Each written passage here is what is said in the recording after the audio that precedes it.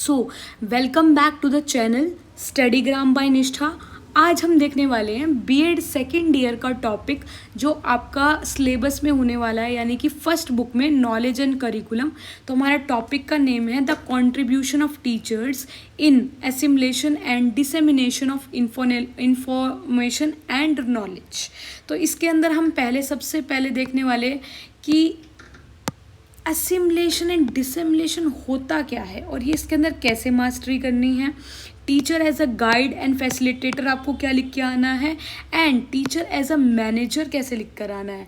तो आपको ये 16 मार्क्स में पूछा जाता है ये क्वेश्चन, क्योंकि बहुत मोस्ट इंपॉर्टेंट ये क्वेश्चन होने वाला है। और जैसे मैं आपको बताऊंगी, अगर आप वो लिख कर आ रहे हैं तो कोई भी आपको 16 मार्क्स देने से परे नहीं हटेगा। ठीक है, तो हम स्टार्ट करते हैं। एक बार हमें ये टॉपिक कैसे लिखना है, तो सबसे पहले आपको ये जानना होगा, मैंने नॉलेज हब करके बनाया है। तो सबसे पहले आपको ये जानना होगा असिमुलेशन का मीनिंग क्या होता है। देखो, असिमुलेशन होता है taking existing knowledge and fitting in it. मतलब कि जो नॉलेज आपके पास ऑलरेडी प्री एग्जिस्ट करती है उसके अंदर आपको नई चीज़ ऐड करनी है, उसको बोलते हो आप असिमुलेट करना, यानी कि असिमुलेशन करना। अब कोई चीज़ आपको बताई गई है, फॉर एग्जांपल अगर मैं आपको बताऊं कि कोई एनिमल है जो कि लंबा है, जो लंबा एनिमल है, ठीक है, कोई भी लंबा एनिमल है, मान लो वो आपको मैंने बताया वो जिराफ है, ठीक है।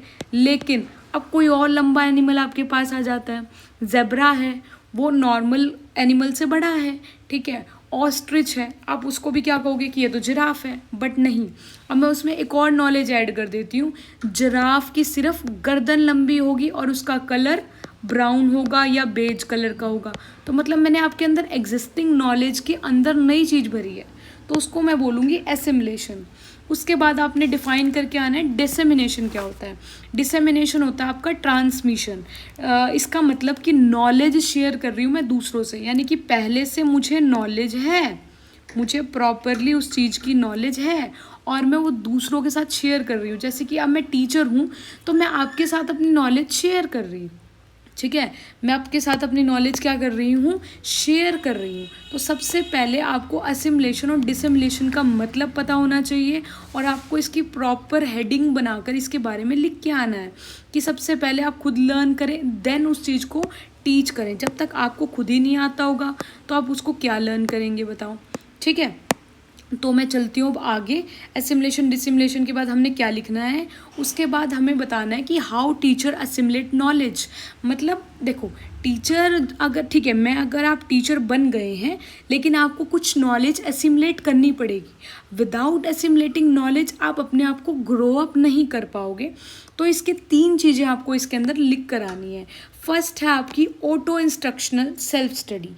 इसका क्या मतलब है, अब अगर आप टीचर बन गए हो, ठीक है, ये जो मैं आपको हेडिंग्स दे रही हूँ इसको आपने प्रॉपर 4 to 5 मार्क्स के जितना, जैसे आप स्कूल में करते थे, इसको एक्सप्लेन करके आना है इन सब को, ठीक है। मैंने सिर्फ इसके अंदर हेडिंग्स लिखी हुई हैं ताकि मैं आपको समझा सकूँ कि इसका मतलब क्या होता है, ठीक है।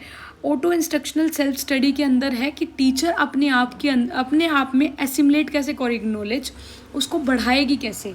ऑटो इंस्ट्रक्शन यानी कि इसके अंदर सेल्फ स्टडी करेंगी। सबसे पहले होगा रीडिंग लिटरेचर, कि अगर मैं लिटरेचर पढ़ लूँ, ठीक है, उस चीज़ की नॉलेज गेन कर रही हूँ, उसमें नई नई चीज़ें जान रही हूँ कि क्या क्या है। जैसे अगर मेरा सब्जेक्ट इंग्लिश है तो मैं लिटरेचर पढ़ूंगी, अगर मेरा सब्जेक्ट साइंस है जैसे, तो मैं साइंस की बुक पढ़ूंगी कि मैं कुछ न्यू बुक पब्लिशर्स पढ़ूँ कि क्या चीज़ नई आई है।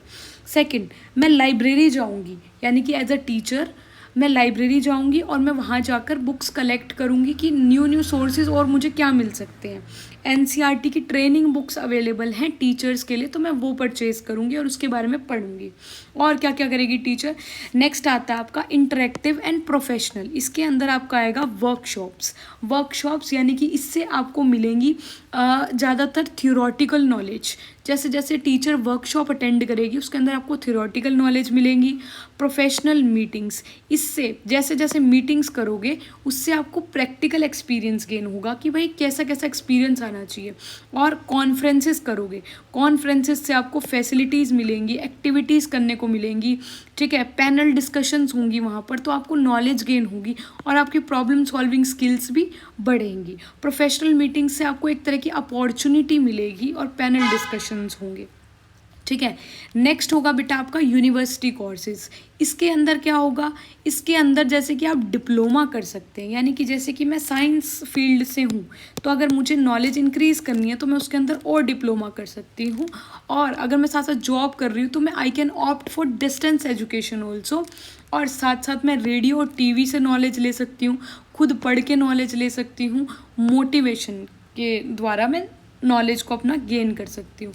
इसको आपने प्रॉपर सारे पॉइंट्स को अपने आप इसको एक्सप्लेन करके लिखना है जैसे मैंने आपको सिखा दिया है, लेकिन खुद को माइंड में रखना है एज अ टीचर।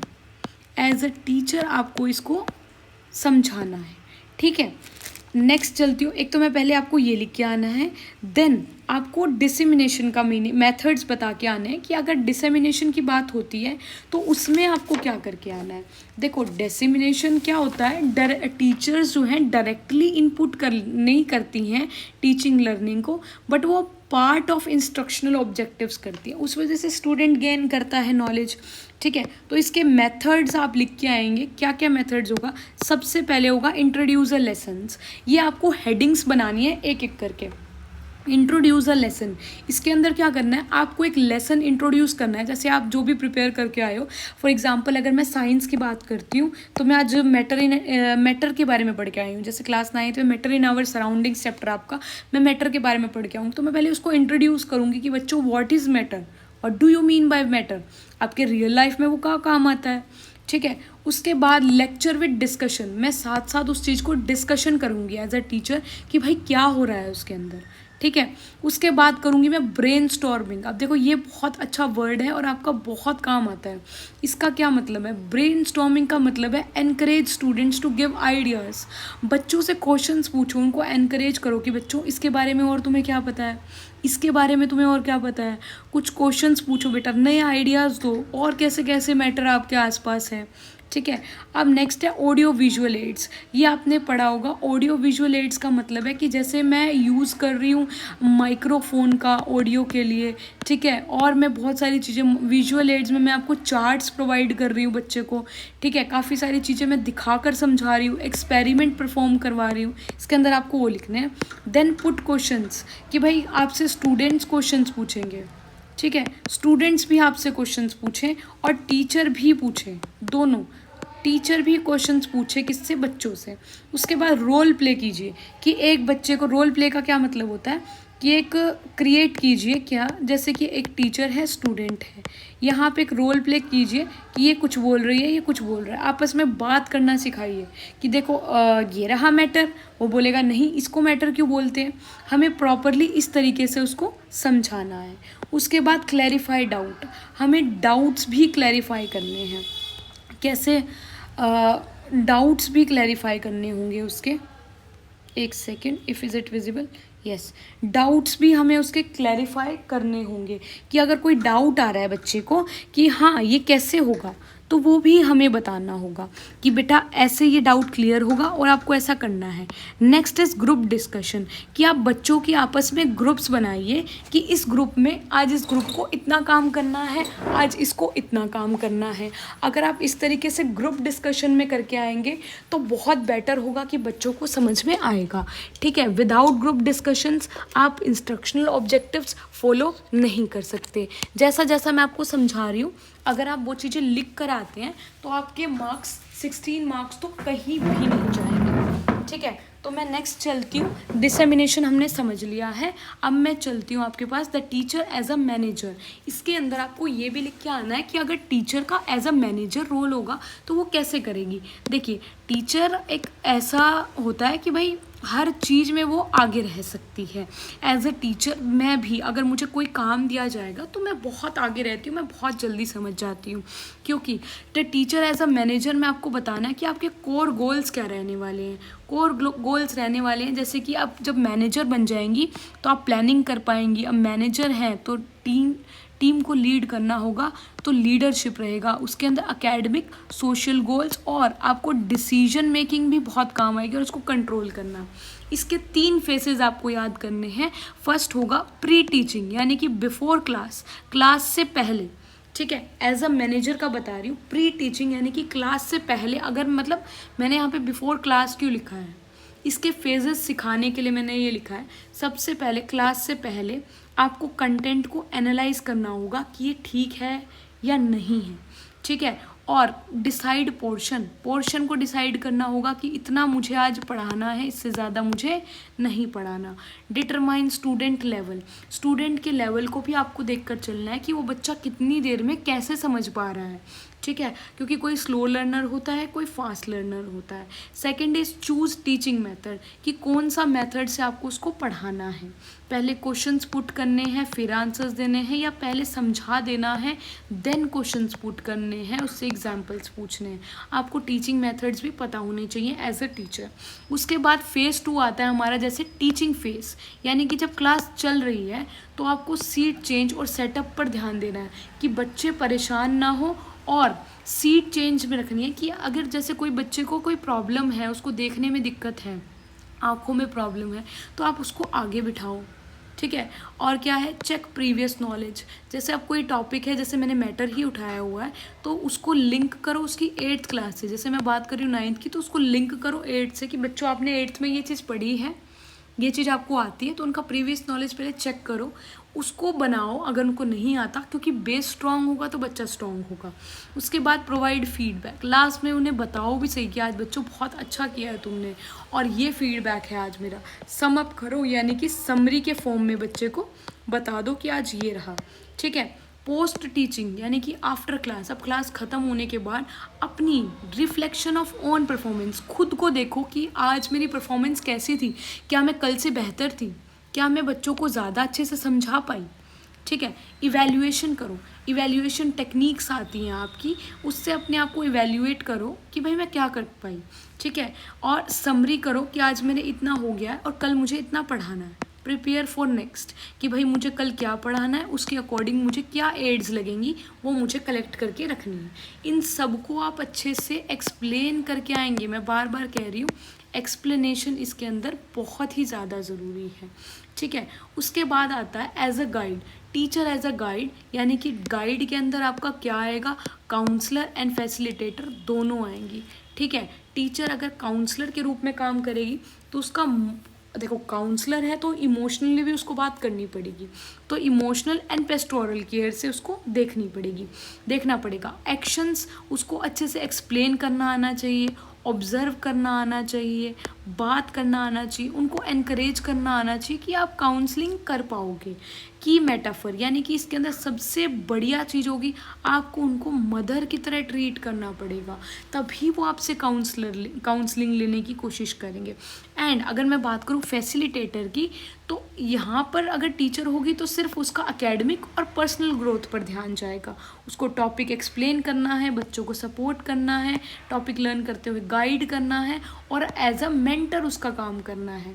यहाँ पर आपका की गोल रहेगा कि म्यूचुअल अंडरस्टैंडिंग, बच्चे के साथ अंडरस्टैंडिंग प्रॉपर रहे, और यहाँ पे उसको मदर की तरह ट्रीट करना है, ठीक है। ये रहेगा हमारा गाइड का। तो हमारे 5 स्टेप ऑफ फैसिलिटेशन आपने क्या लिख कर आने हैं, इसी के बाद आपने स्टेप्स बनाने हैं, तभी तो देखो बीएड में क्या होता है, आपको 16 मार्क्स जैसे ना तैसे टॉपिक से रिलेटेड लिख के आना है, तो मेरे को आपको 16 मार्क्स किसी भी तरीके से बनवानी है, तो आपको हर तरीके से मैं बताऊंगी कि क्या क्या लिख कर आना है। तो ये हमारे 5 स्टेप्स हैं फैसिलिटेशन के। सबसे फर्स्ट है सिचुएशन, कि एक कंटेक्स्ट सेट कर दो कि आप इस सिचुएशन में हो बेटा, ये चीज़ करनी है, आप क्या करेंगे। उसके बाद बच्चों की ग्रुपिंग कर दो, बच्चों को ग्रुप्स में बांट दो, 5 बच्चे यहाँ 4 बच्चे यहाँ, इनको ग्रुप्स में बांट दो और इनको काम दे दो, ठीक है। जैसे ही वो हो जाए साथ, उसके बाद आप ब्रिज बनाइए, एक ब्रिज बनाइए कि प्रीवियस नॉलेज से एग्जिस्टिंग नॉलेज तक आपको एक ब्रिज बनाना है, ताकि बच्चा कनेक्ट कर पाए कि हाँ ये टॉपिक मेरे काम का है, या मैंने पढ़ा है या नहीं पढ़ा। एग्जिबिट, यहाँ पर उसको शोकेस करना है, मतलब दिखाना है कि देखो हमने इतना कर लिया है, उसको यूज़ करो, लर्न करो। देन रिफ्लेक्शन, लुकिंग बैक, फिर आप पीछे देखो कि यस हमने इतना सब कुछ कर दिखाया है। रिफ्लेक्शन बिल्ड्स यू मोटिवेशन, इसकी वजह से आपको एक मोटिवेशन आएगी, ठीक है। ये थे आपके 5 स्टेप्स ऑफ फैसिलिटेशन। इसके बाद एट लास्ट आपको एक, अगर चाहो, क्योंकि क्वेश्चन हमें बड़ा करना होता है, एट लास्ट आप एक फ्लो चार्ट बना के आ सकते हो इसके अंदर, जैसे मैंने यहाँ पर शो किया हुआ है एक फ्लो चार्ट, बार चार्ट, या फिर फ्लो चार्ट भी क्या है, ये पाई चार्ट है, एक तरीके से पाई चार्ट बना के आ सकते हो। कैसे कि जो एक इफ़ेक्टिव टीचर है, देखिए सबके अंदर आ रहा है, वो एक हब में आ रही है सिमुलेशन डिसिमुलेशन की, as a manager, as a guide, effective teacher, इन सब के बीच में रहता है। एंड लास्ट में एक प्यारी से आप लाइन लिख कर आ सकते हैं, जो मैंने यहाँ लिखा है कि teaching is not just one job, it is continuous learning, structural managing and emphatic guiding. कि टीचर एक सिर्फ जॉब नहीं है, ये कंटिन्यूस लर्निंग का है, क्योंकि हम लर्निंग बढ़ाते रहेंगे, याद करना कभी रुकता नहीं है, मैनेजिंग को स्ट्रक्चर्ड करना और गाइडेंस को एम्फेटिक करना। तो आज के लिए इतना ही। तो आप इस टॉपिक में सिर्फ इतना लिख के आएंगे तो बहुत बेटर होगा, और 16 मार्क्स आपके प्रॉपरली कहीं नहीं जाएंगे। लेकिन जैसे मैंने पॉइंट्स एक्सप्लेन किए, अगर वैसे आप एक्सप्लेन करके आ रहे हैं तो बहुत बढ़िया होने वाला है। ठीक है, so thank you and please subscribe to my channel. और अगर आपको नोट्स चाहिए ये वाले, तो आप कमेंट सेक्शन में कमेंट कर सकते हैं, मैं आपको लिंक दे दूँगी मेरे नोट्स का। Thank you.